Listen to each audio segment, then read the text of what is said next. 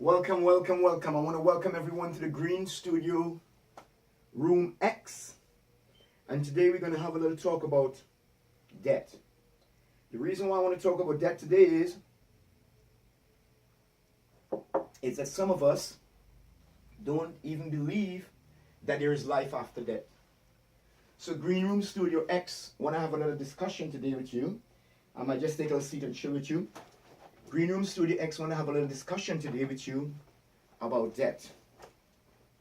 Most of us, when we think about debt, we often think of if one of our friends die, if one of our family members die, we often say, rest in peace, or his problems are finally over. But I am here to address you today and to tell you that debt in reality is the creation. It is a form of creation. Death is birth. Death is a doorway that leads to a next existence, just like your existence in this world. I want to tell you that we who live on the earth today had lived in two worlds before. One world we live in was the world where our souls live in. God created all the souls, and the souls was in existence for hundreds and hundreds and hundreds of years, who knows, thousands of years. And whenever God see fit to place a soul in a particular body, in a certain family lineage, he chooses that body and he allows that soul to go into that body, and that soul goes into that body and it comes to the earth through stages, and it is delivered to the earth in the form of a body. So at one time, our souls live in the heavens. The next world that we lived in is after we were taken from the heaven, we were placed into this womb. And for 9 months, this was a world that we live in. This is the second world we are living in. The world of our mother womb. Remember we can't remember when we was in our mother womb, but in our mother womb,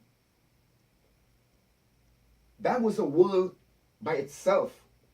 We did not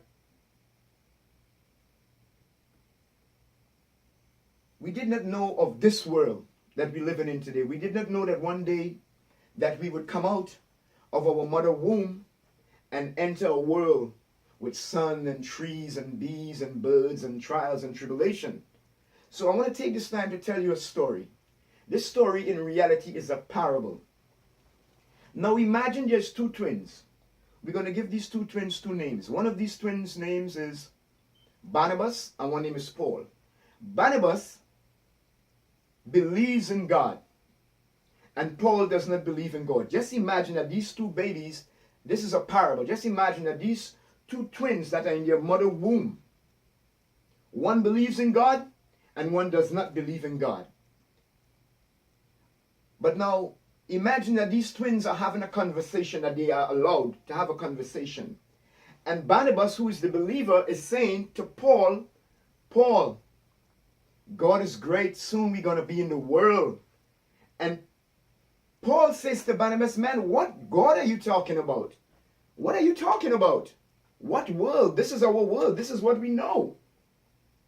So Barnabas now starts to explain to Paul, Paul, why do you think you have legs? And Paul is like, legs? I have no use for these legs. What are you talking about? And Barnabas keeps saying to Paul, these legs are what are you going to use when you come on the earth to walk about, to find your provisions, to take care of your family. This is how you would move on the earth. And Paul keeps saying, man, there is no life after this. What are you talking about? I would never have to work for anything. What is walking? And Barnabas keeps pointing to his legs, and he was like, and Paul in his ignorance, because he doesn't believe in God, keeps saying, man, these are just, I don't even know what they're for. They have no use, because in your mother belly you do not use your legs. So Barnabas says to Paul, those hands you have, why do you think you have hands? Because when you were going to earth, you would need your hands to do stuff. And Paul keeps saying to Barnabas, man, there's no life after here. What are you talking about? So this conversation keeps going on, and Barnabas keeps saying to Paul, Paul, man, soon you will be spit out of this world. This is not where you're going to be forever. Just as when a man says today, bro, prepare for the life after death. And most of us say, man, what life after death? This is the life I know. There's nothing after death. When you die, it's over. But I'm here to tell you that when you die, death is the graveyard is simply a doorway. But we weren't exposed to this information. As I'm telling you of the twins in the mother womb, while Barnabas is saying to Paul, the reason you have legs is because you're going to use it in the next world. The reason why you have hands is because you're going to use it in the next world. The reason you have eyes is because you're going to use it in the next world, man. And he's explaining all the attributes that God made them with to Paul, but Paul wouldn't listen because Paul only believes in this life because this is all he knows. But Barnabas, who is a believer in God, believes in God, and he believes because God tells him there's a life after this life. Just as today, when we are being told that there's a life that is after this life, that is the real life, most of us don't want to hear about it because we're not there yet. So it came one day that the mother that was carrying the twins, Barnabas and Paul, delivered these twins. And when these twins were delivered into the world, the conversation started again. And then now, Paul realized, wow. Because now he realized if he didn't have hands, the problem he would face.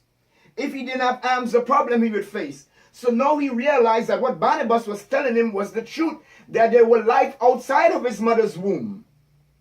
And it's the same thing I'm saying to you today. It is the same thing we are saying to you at the Green Room Studio X. We are simply saying to you that death is a doorway. Just as you are living today, just as you're having kids today, just as how you are thinking, when you die, your ability to think is still in existence. When you die, you know that you are dead. Because only your body can die. The grave is an opening to another world. My people, this life was only given to us for us to learn how to do the right stuff so we can go to the next life. The next life is the real life. This life is a temporary life, my brothers and sisters. It's the same thing with the twins inside of their mother belly. Paul would not listen to Barnabas about a life beyond his mother womb. He couldn't see it. He only believed in what he could see right there and then. It's the same thing with us today. We all have this feeling, at least most of us, that death is the end. Oh, Johnny dead. His problems is over, bro. Death in reality is when your problems begins, or when you start to enjoy the bliss of your good deeds. Again, this world is a school. We are in school today. We are being put to test to see which one of us will be obedient servants. When God created all the souls of men, he called all the souls of men, and he asked them, who is your Lord? And all the souls answered, Lord, you are my Lord. They all agreed that Allah was their Lord. So this message to you today from the Green Room Studio X is nothing other than a message to let you know that death is creation. That the graveyard is a doorway to your next life. It is not the end. It is in reality the beginning. This life is short. This life we live is temporary. Some of us live to 50, some 60, some 80. Maybe some make 100. But the average lifespan today is 60, 70 years. Do you think that God created us just to live to 70 years and die? And that's the end of it? All of us inside of us has a desire to live forever. All of us has a desire for eternity. Where did we get this desire from? What makes us think of eternity? It is because eternity does exist. But Satan keeps distracting us from our real purpose. Because Satan has fell out of favor with God, and he wishes the same thing for us. But I am here today to tell you that the graveyard is the beginning of another creation, a real creation. The graveyard is where we all will end up. It's the doorway to the next world. This is your brother Hashim at the Green Room Studio X telling you, prepare for the next life. It's real. I love you, man. Peace.